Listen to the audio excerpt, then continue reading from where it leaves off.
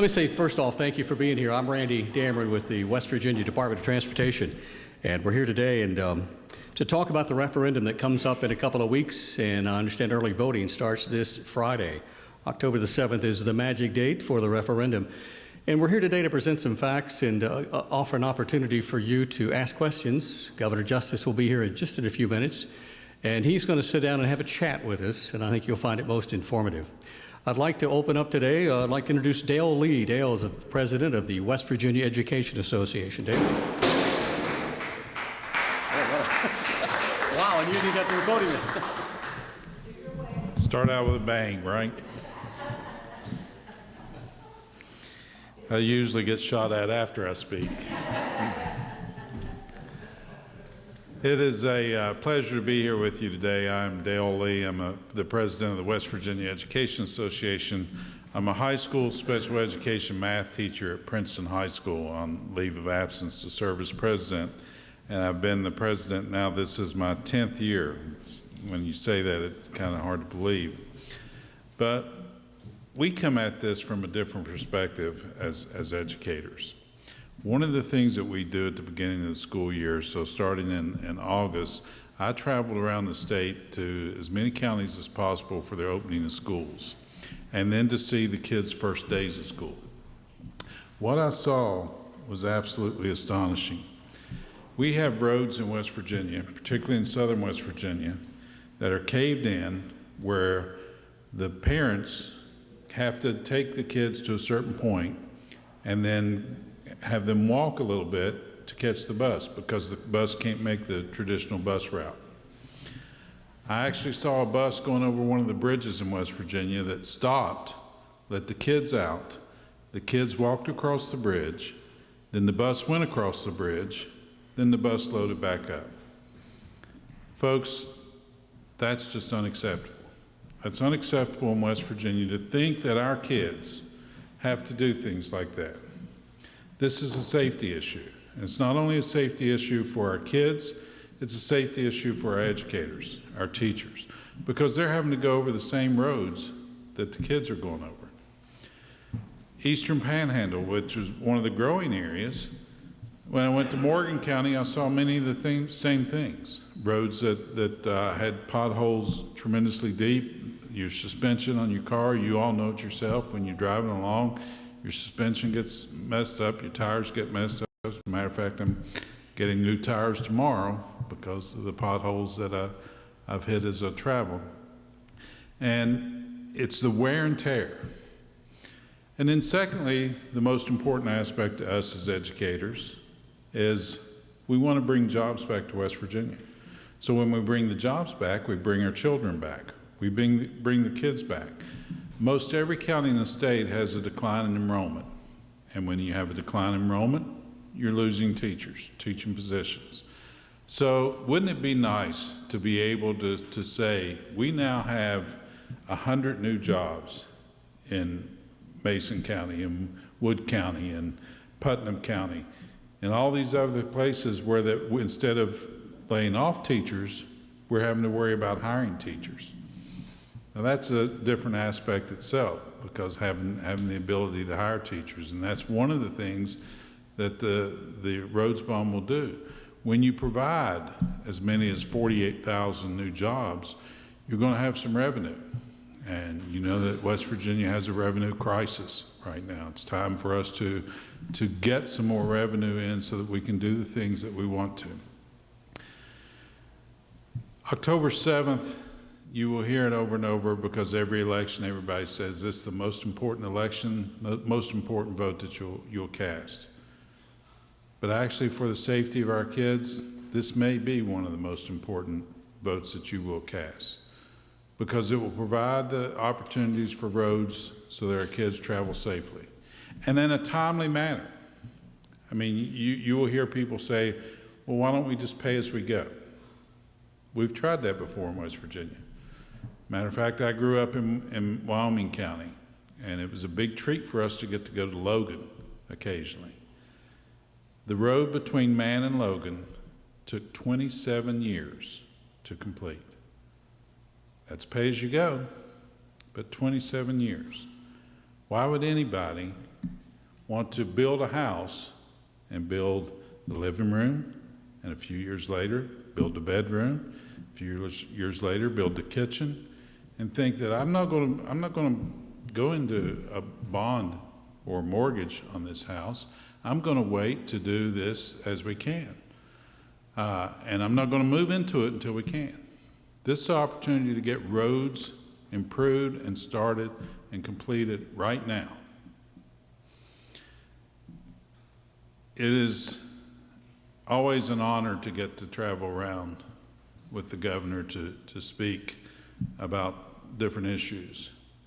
But this one is really near and dear to us as educators, near to our heart, because no one puts their kids in a higher status and higher esteem than we as educators do.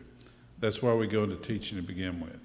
We want to make sure that we give kids every opportunity. Well, if the roads are bad and in a winter storm or a rainstorm and the kids can't get to school, we can't give them that great opportunity.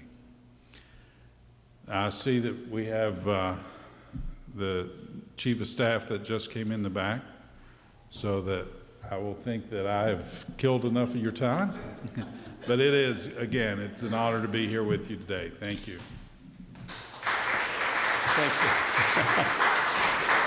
Yeah, we're going to get the governor on in just a moment, but before we do, I want to call your attention to some posters we have here in the room about the referendum, and call your attention to the big map with some 600 projects. I invite you to look at those before you leave this afternoon. And also the governor will be calling attention to the roads to progress and the pie chart. We have with us too, he can answer some questions right after the governor speaks, but Travis Knighton is our Division of Highways traffic engineer, district engineer, representing 5 counties, of which Mason. And Travis, I'd like to say a few words, if you would. I also would like to thank everybody for coming out today. This is an important issue. It's no secret the governor has put transportation as the center point of his Roads to Prosperity economic growth program. He has worked since the State of the State address to put West Virginia on the starting line, ready to go, ready to pull the trigger on a lot of these projects. We at the division are ready to go if the vote is yes, and we have a plan in place if the vote is no. But I want you to make sure that you get the facts before you vote. That way you know exactly what you're voting for. Again, this is not for any increased taxes. The legislation has already done the hard part on that one. We've been paying them since July 1. So this vote is more or less how we spend that revenue. Do we want to do pay-as-you-go, or do we want to use the bonding capacity and the bonding power of that $130 million? That money will never have the buying power in the future that it has today. So with that, I'll be here later to answer any questions that you have. Thanks. Well, this next gentleman is no stranger. He used to represent you folks here in Mason County. And I'd like to introduce the new Chief of Staff, Mike Hall. Mike, come on up. And I think you'll recognize these folks.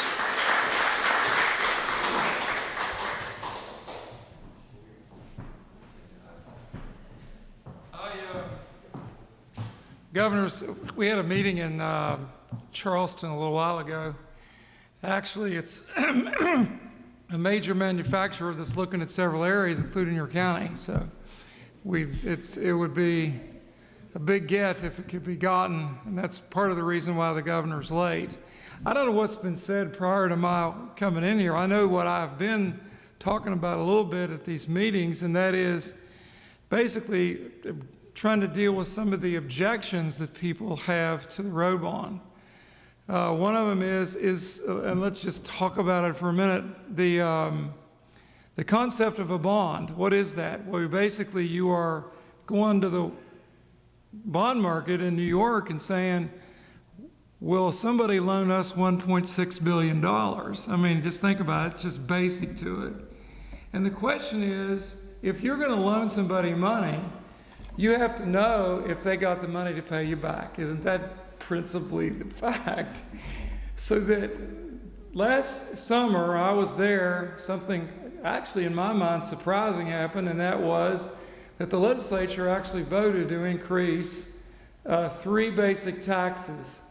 They gave back or they recovered back 3 cents on gasoline tax. You didn't know this, but most people don't know this. You just don't notice it. But for 3 straight years, gasoline tax went down a penny. It was a result of a calculation that most people don't even think about, but it has to do with the wholesale price of gas. So that was recaptured. And then the DMV fees had not been raised since the Vietnam War. So those were not, they weren't brought up to inflationary numbers. They nearly doubled, but that was done. And then we also raised the privilege tax on cars from 5 to 6%. That was kind of a disputed point, but some of the legislators, rather than raise the gasoline tax anymore, wanted to do that. So essentially, what that did was generate $126 to $130 million of more money to the highway fund. Now, the highway fund's budget is $1.1 billion. There was before that. 10 years ago, let me tell you what the highway fund's budget was. It was $1.1 billion. It hadn't gone up in 10 years. The cost of road improvements had gone up 30%. So raising the taxes 10% basically would have been fine just to kind of replenish the road fund to get it back to some sort of a healthy position.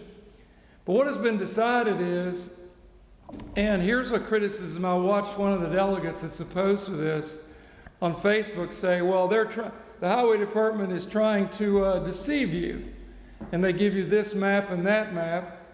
And what these maps do is they actually point out the entire spend that's intended for the road expenditure in the next 4 to 5, 6 years. And it's true that included in that list is more than this road bond. This road bond is $1.6 billion. When you hear the number $3 billion thrown out there, that's accurate in the sense that the $1.6 billion is more than half of what's going to be spent. And you say, where does the other money come from? Well, let me tell you where it comes from. I just rode across Route 35. It was the first road in the history of our state that used what was called the Garvey bond. The Garvey bond was money that was borrowed against future federal dollars. We had in our law that you could do up to $200 million in Garvey bonds. We now passed a law that says you can do up to $500 million in Garvey bonds. And I believe the Garvey bonds were just there were a few of those just done for over $350 million to begin projects now. So that's part of the $3 billion. The other part is the toll road. They'll use the turnpike tolls to fund the rest of it. So the person said, well, they're being deceptive. Well, we're not being deceptive. As a matter of fact, we're telling you more than anybody ever told you. Do you remember back when the last time you voted on a road bond, did they tell you what you're going to spend the money on? You can go all the way back. They're telling you all kinds of, there's no attempt to be deceptive here. There's a total attempt to be transparent here.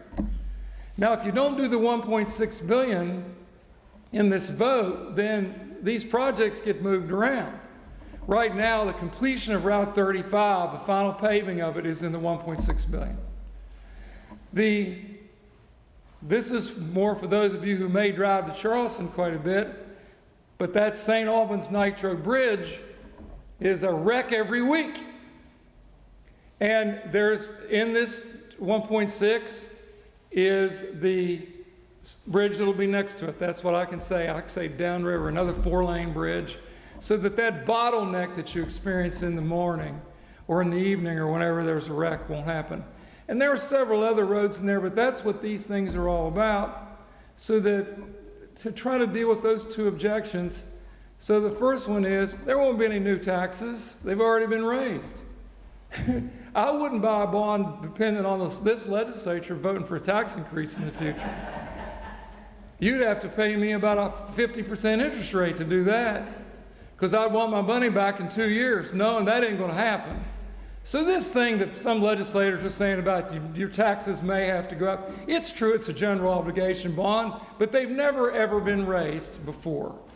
So that, so that one, and we're being deceptive, and that's just, none of that's true. I mean, this is a very important deal for the state. The governor, I see, has arrived, so he'll have more to say about the jobs and so forth that's been created.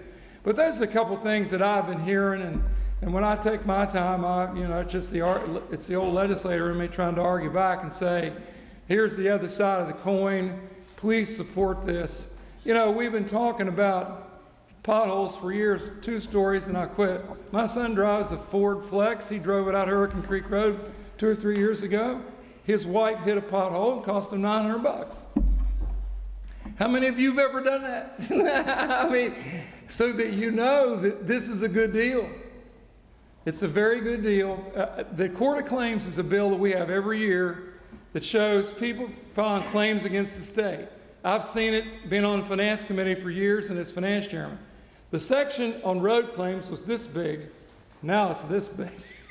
So we know the road claims are bad. So really, I mean, this is going to matter. I mean, it's like pay me now or pay me later. So for all these reasons and many more, I would push back to some of my friends in the legislature that have been speaking against this. This is worth supporting. It's good for the state. It'll jumpstart our economy. It'll matter. That's all I have to say. Who do I give this back to? I give it back to you. Huh? Unless you'd like to introduce your boss here. Well, he's here. About to walk through the door here any moment. So wait a minute. No, it'll be another minute or two. He's your new boss. Relatively speaking, new boss. So. Yes, he is. Question? Yes. Okay.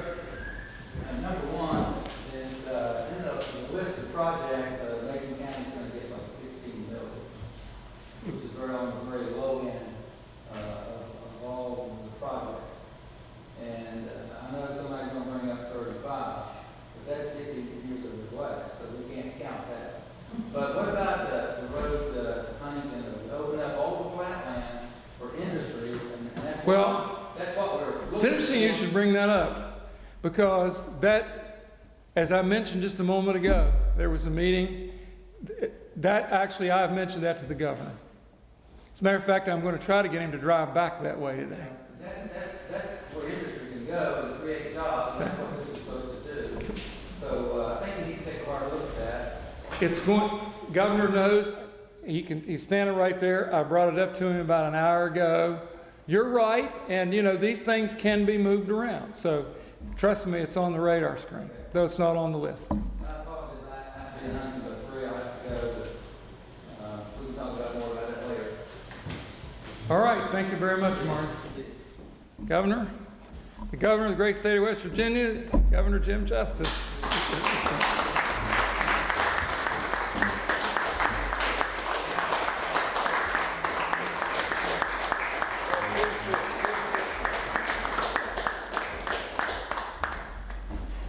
Did y'all do good talk? I'm not that entertaining. I'm just gonna sit and talk with you, okay?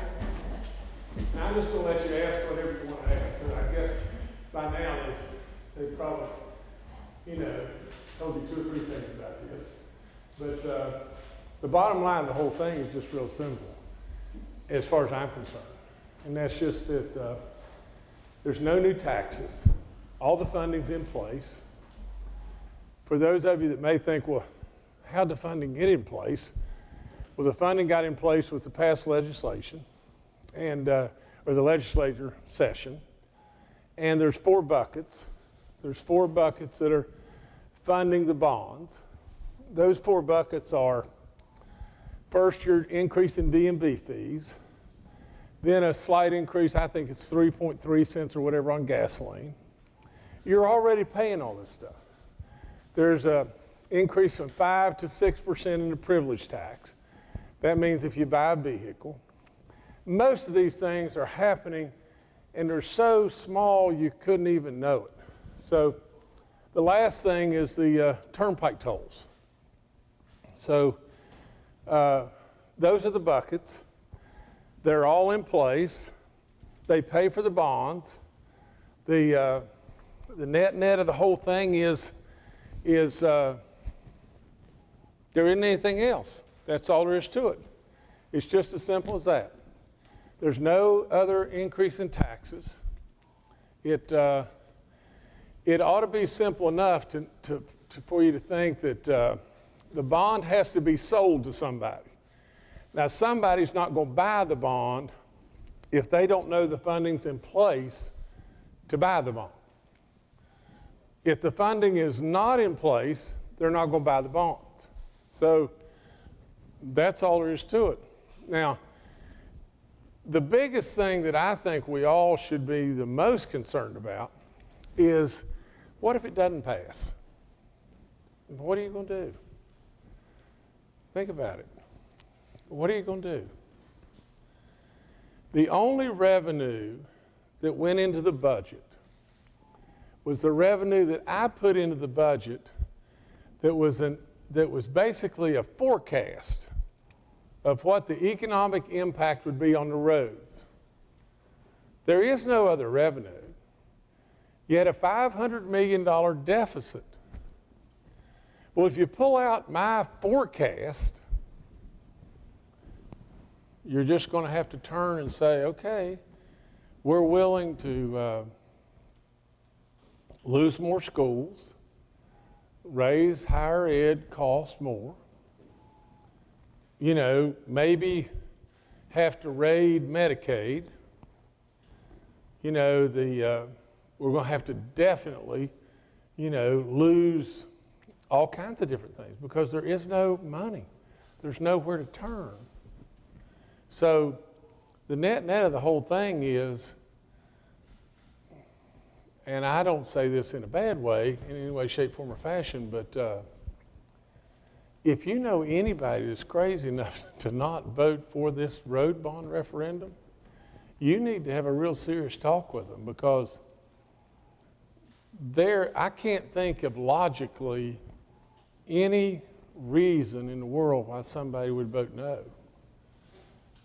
It brings revenue, it brings hope, it brings tourism and manufacturing, it brings jobs like you can't imagine.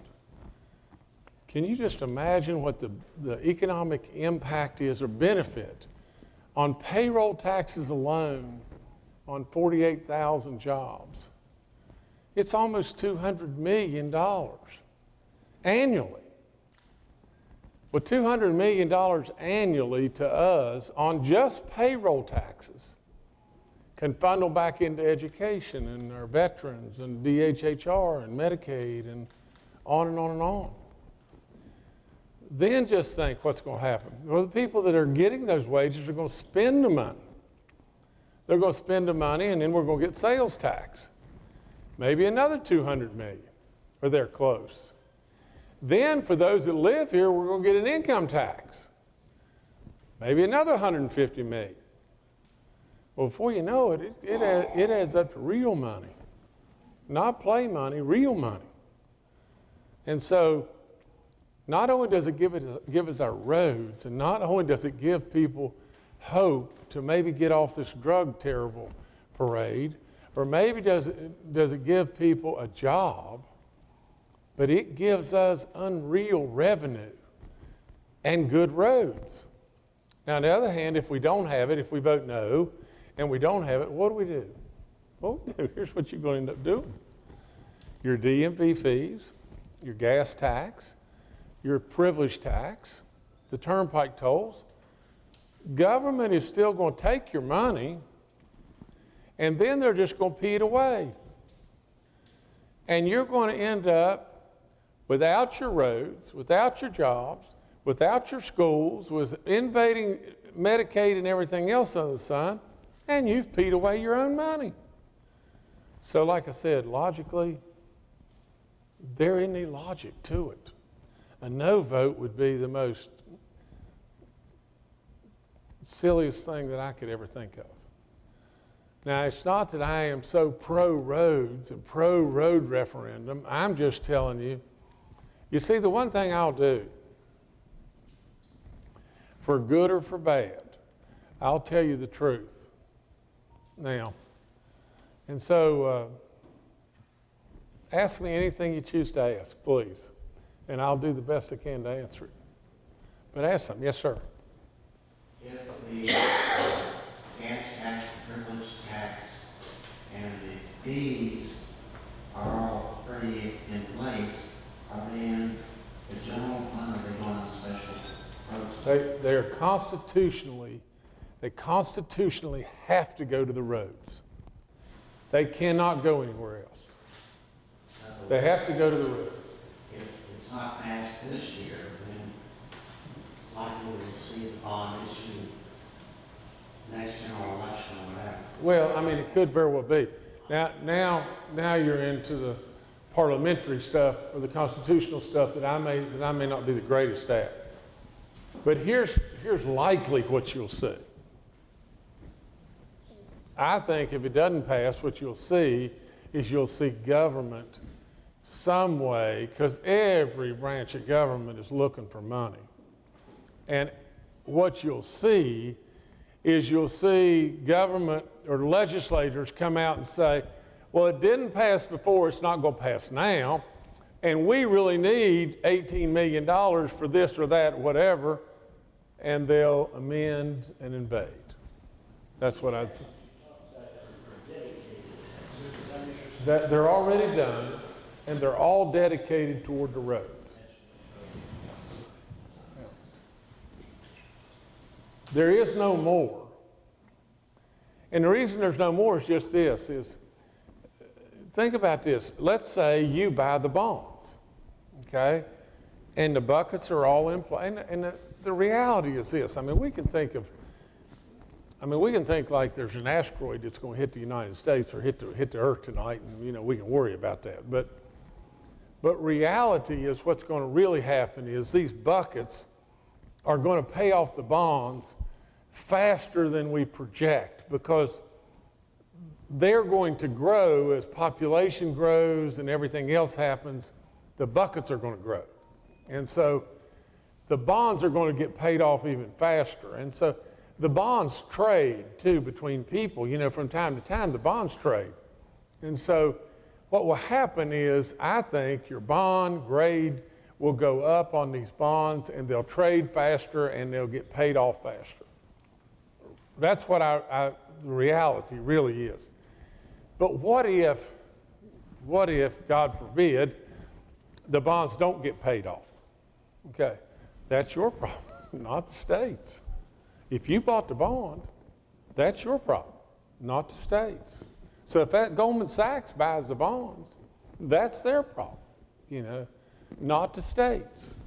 So what I'm saying is, we don't have to go out and do anything once the bonds are sold. Yes, sir. Two comments. First, I would like to congratulate you on the coup that you did, that you pulled off on hiring Mike Hall. Oh gosh. Oh please. Now you'll have his head so big I won't be able to stand him for a week. That was a smart move, and upset everybody in Mason County because it's been such a great center. No, I love Mike Hall. He's a pragmatic realist, and you just don't find a whole lot of pragmatic realists in politics anymore. Second comment is I hope you will take him up on his offer and take a road tour down Route 2, because there is gorgeous developable property right there that is poised with some road improvements to benefit Mason, Cabell, Putnam, Kanawha County, Wayne County, and the whole state. I mean, it is prime developable real estate, and it just needs infrastructure. Well, let me tell you this.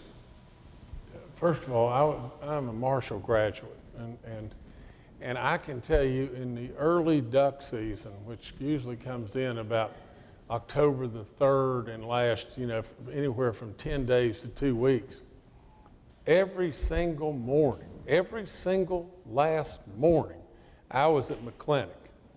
And so not many people have made the trip up and down Route 2 any more than me, you know, and I mean, and I had a bird dog that lived in the apartment with me, and I spent so much time at Apple Grove and everywhere else under the sun along the way, and I was telling Mike about Robert Fauble and everything, you know, it's right there at the Goodyear plant and all that kind of, I guess it's still the Goodyear plant, but it's not. So, Paul, we're in. Well, nevertheless, I know the land. I know the Aldridges, you know, I don't know if they're still living or not living, but I know the land. And you're right. You're right. We need a 4-lane highway all the way up here. That's all there is to it. You know. Governor, another question. There's some talk about whether West Virginia companies will benefit from this because there'll be big projects. And usually those very big companies from out of state. What's being done to make sure that West Virginia companies have a shot? Well, first of all, you know, not only do you have Mike, but you got John, you know, and they were superstars in this area. But John, here's the deal. There's 600 projects, 600 construction projects, and they just gave me this. There are 80 in Mason, Putnam, Cabell, and Jackson counties, those 4 counties. There's 84 projects, $562.9 million of money, and 11,258 jobs. You know, so here's what will happen. You know, we want every one of these jobs to be filled by West Virginia. You know, but reality is just real simple. We're going to have too many jobs for West Virginians. But what we hope will happen is, absolutely we hope that our construction companies within our state get a lot of the great big jobs. And I think maybe Randy or somebody could help me out a little bit on this, you know, as far as the bidding has gone so far and all that kind of stuff.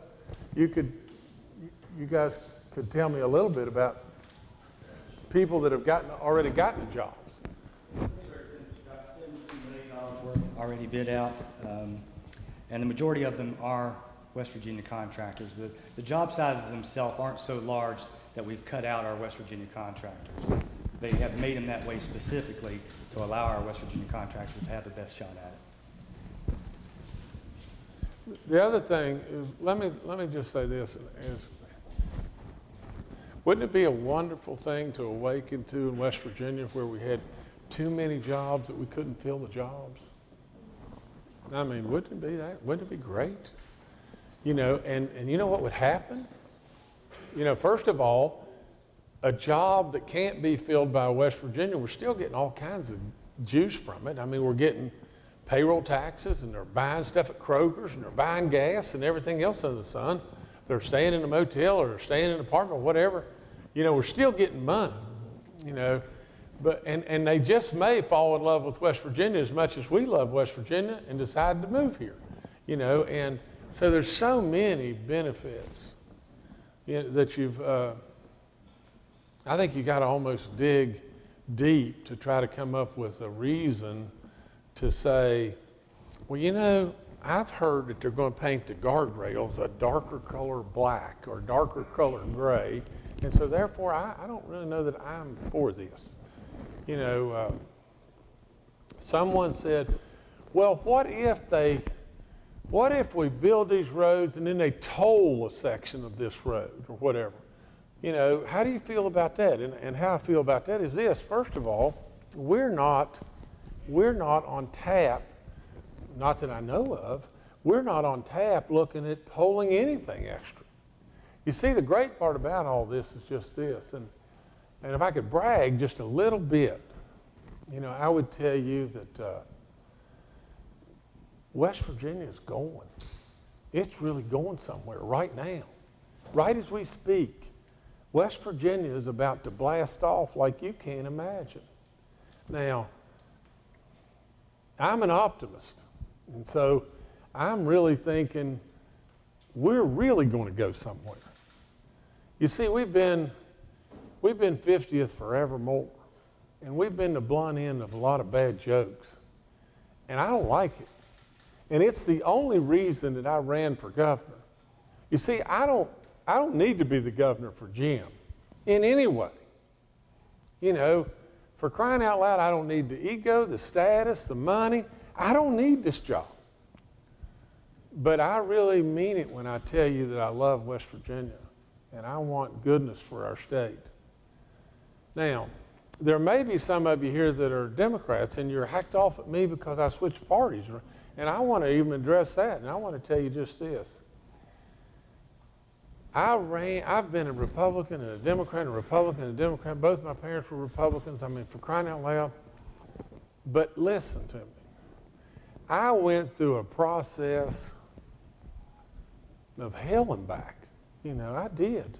I mean, I worked my tail off to try to get through what I thought was a budget that would have helped us all. And we were there. We had the Senate.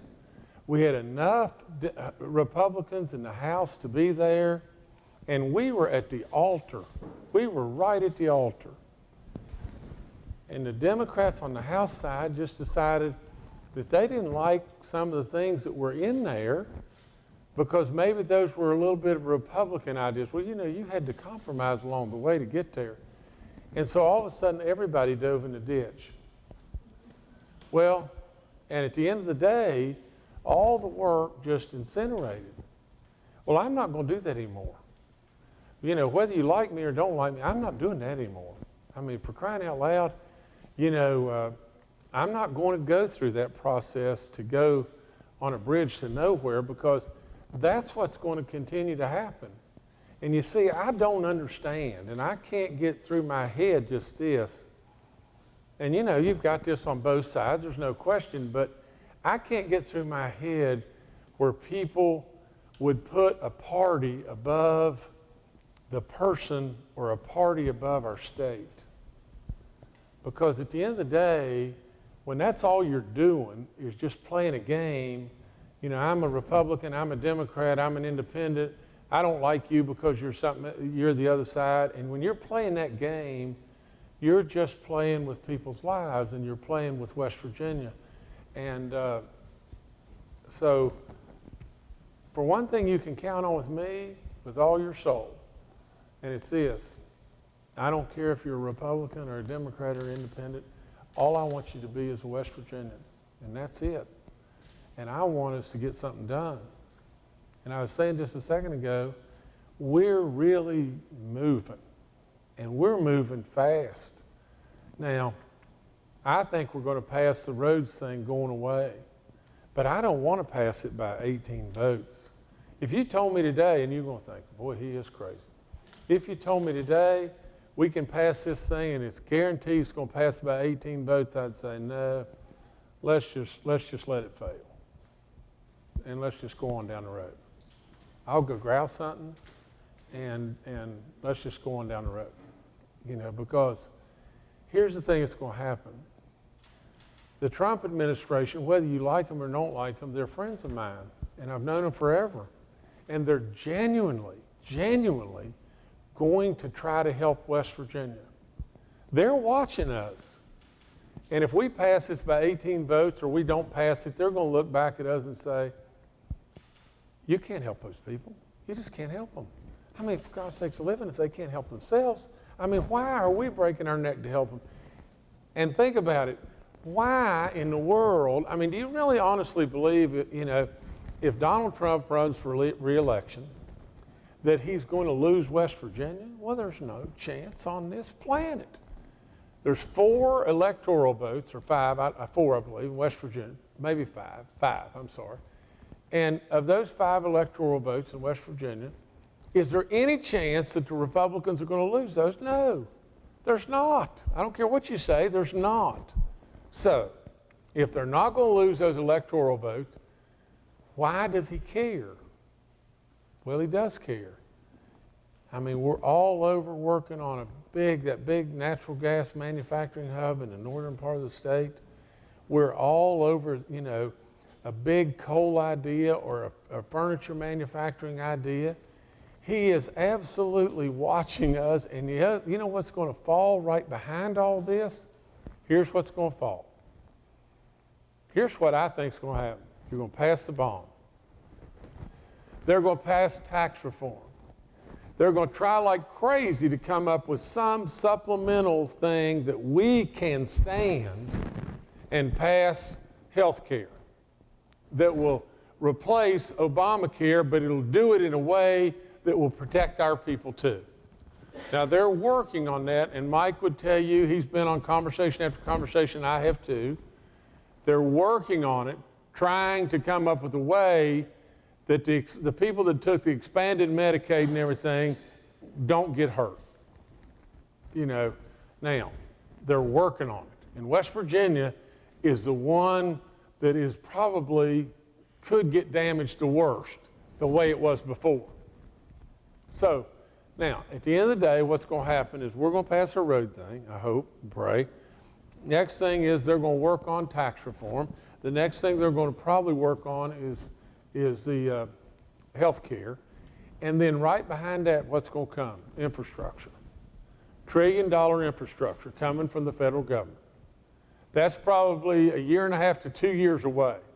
Wouldn't it be great if we got a big chunk of money then too, and it feathered right into our road development that we're already doing? Here we go. That's exactly what I think is going to happen. So, you'll see if I've got a crystal ball or not. Okay, somebody else ask anything. And you can tell from listening to me, you can ask anything you want. Yes. I'm Beth, I'm a local paper here in Louisiana. Hi. What's the biggest misconception about this road bond issue that describes the law right now to hear from people? Oh, I think you've got some people that are running around scaring, especially the elderly, and saying your taxes are going to go up, or something like, the state's going to go in debt and therefore the sky's going to fall. It's just, and for why? That's the problem. I mean, why would they do that to people? What can we possibly gain by this failing?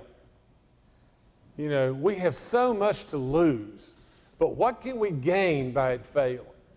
And that's the, and so therefore, if you can't tell me anything we can gain, and I would dare say there's not a chance on this planet you can tell me something we will gain by this failing. But if that be the case, then why are they scaring people? And that's really frustrating. Really frustrating down the southern part of West Virginia, because a lot of people have been scared there. And if you guys don't get your in-laws and outlaws and everybody else out to vote, southern West Virginia may very well control the election, because just of people not getting out to vote. The voter turnout's going to be really low probably. And so we just can't afford to have this fail. My goodness. With the voter turnout being expected to low on special election, Right. I assume it's the advertising market for that, when you have to a specific class, obviously will vote. Is that Well, we surely try. Now, there's an independent expenditure that's doing their own thing, and I don't really, in truth, I don't have a clue what they're doing, and I don't know if they're ads or anything, or they're, but we're trying to do, or going to do, an informational type ad where we can say your taxes aren't going. We can't say go vote for something or encourage people to do anything, but we can give an informational piece of literature or ad or whatever. But it's just so important. I would bet you all just this. No way has there been a vote in West Virginia as important as this. No possible way. No way. I mean, you've got an economy ready to implode. I mean, that's all there is to it. And you've got a deficit that is for real. And you've drained Rainy Day to the point that they derated their bonds. Where in the world are we going to turn? And here comes the watermelon, and you're standing with a tennis racket. And if you whiff it, I'm serious, I can be. You better just find somebody that's you can count on to be the last one out to turn the lights out, because it's over. It's really going to be bad. Because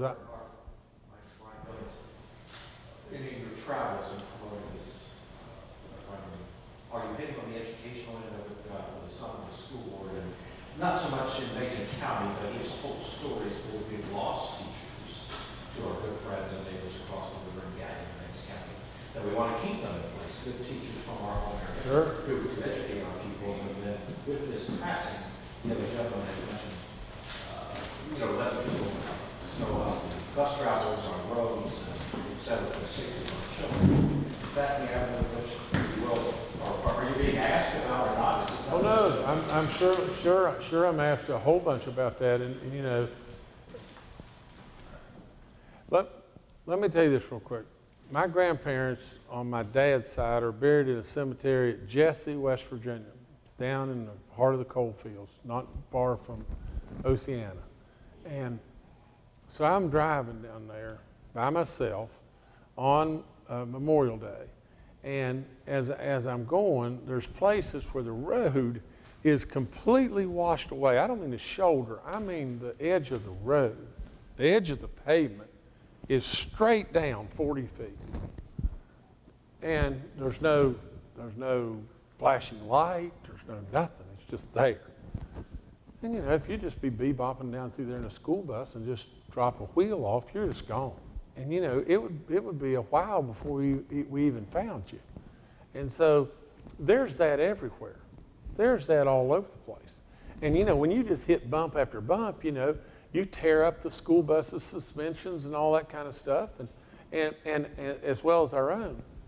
But there's another aspect of this thing too, just what you just mentioned. We're losing teachers, they're going out of state and everything. Why is that? It's primarily because of pay and everything. And this gives us the opportunity to generate megabucks and then put money properly back into education. Now listen, you've heard me say this before. Now I want to tell you just straight up, I am a real believer that the number one thing that we should all think of in West Virginia, the number one thing of everything is education. The number one thing. And we ought to think of it and let it be our economic driver. The single thing that stimulates our whole economy. Now, just stay with me. But in Raleigh County, when I was on the Board of Education in Raleigh County 5,000 years ago, I introduced this. I said, what if in Raleigh County I could come up with a way to have an additional tax, and I could go out and sell it to all the businesses and everything in Raleigh County and generate a lump of money to where we could make Raleigh County like an education mecca, and then advertise it for that, put half the money into salaries and half the money into all of our structures, okay? And we could advertise, and I'll bet you that we would end up with business after business after business wanting to come to Raleigh County, because we could have the best schools and the best teachers and absolutely the best facilities, and that's what we could have. Well, the bottom line of the whole thing, the premise is always the same. Everybody wants their kids to be educated in the best possible place and the safest place that there could be. Now, we've got to fund education, and we've got to let education be our driver. We look at it all wrong. You know how we look at education? Oh my gosh, don't tell me the teachers want a 1% pay raise. It's going to cost us $11 million. What are we going to do? It never dawns on us that really and truly, if we funded education and we did it in a prudent and right way, and we created an education mecca here, first of all, they'd stop all the bad jokes about us, because we would be what I would think we are in a lot of ways. We would advertise to the world just how good we really are. And the other thing is, the net of the whole thing is you would have people, if today, let me just last say, if I gave Google the land, if I gave Google no taxes forever, would they come to West Virginia? Do you really think they'd come? Well, I'm going to tell you, they won't come. And you know why they won't come? Because the first thing they look at is the schools. And you can say what you want, but our schools are good and our teachers are great, but they don't buy it. They don't buy it. Okay? We've got to convince them of that. All right, now, and the second thing they look at is standard of living. Do you honestly believe that they're going to bring their people here and put them in a car, and the car's going to get beat all to pieces going to the convenience store? There's no way. So roads become right second almost to schools to whether or not they want to be here. Now, we got all the rest of the stuff. We're close to the marketplace. We've got 4 great seasons. We've got craftsmen. We've got resources. We got all the rest of the stuff. I don't get it. But believe me be, as long as the good Lord gives me breath,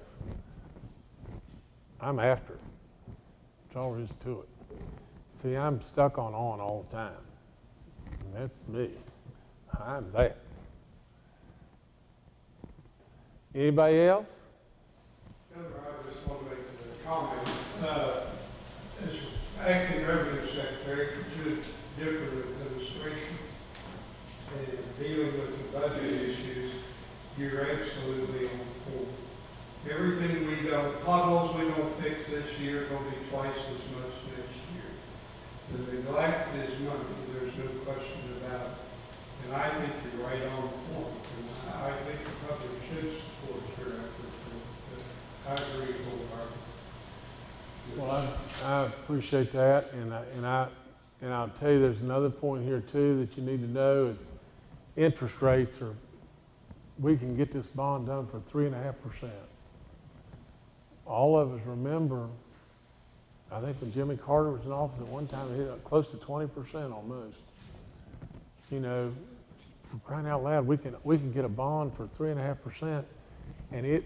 Can you imagine what it would be if we had to get the bond at 6.5%? 6.5 doesn't sound too awful bad, but at 6.5 you do half the work or less. You know,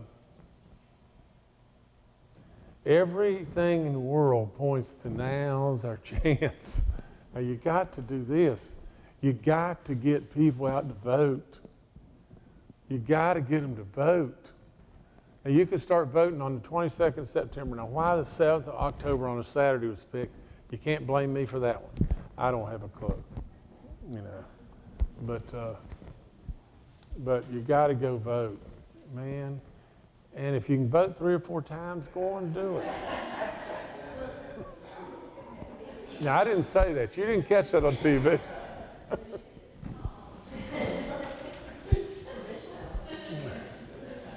No, I tell you, I love you and I appreciate you. Really, really I do. And I love your community, except one night y'all rolled into Beckley in the Big Atlantic tournament and you played my team and my team hadn't lost a game. We were like 15 or 16-0 and ranked like 3rd or 2nd in the state. And Point Pleasant had only won like 3 or 4 games. And you beat the ever-loving fire. And I couldn't stop it. I couldn't stop it. No, you guys are great. It was good. Got great, great, great ball teams and great community. Okay, I'm out of here. Thank y'all. God bless you.